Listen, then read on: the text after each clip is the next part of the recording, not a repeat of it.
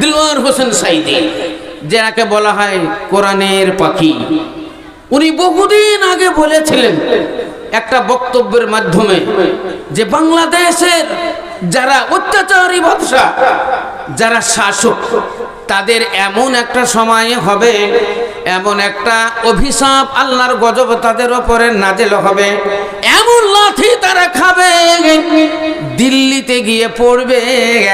এই কথাটা তার একটা ক্যাসেটে আছে। উনি আমেরিকা গিয়েছিলেন, রাশিয়া গিয়েছিলেন, চীন, জাপান গিয়েছিলেন। এই আমেরিকাতে গিয়ে একটা জায়গা উনি দর্শন করে একটা বক্তব্যের মাধ্যমে উনি বলেছিলেন, এই আমেরিকার এই জায়গাটা এমন পাপে গ্রেফতার হইয়াছে, এমন একটা দিন আসবে এই জায়গাতে দাও দাও করে আগুন জ্বলবে। দুটোই একবারে ঠিক হয়ে গেছে।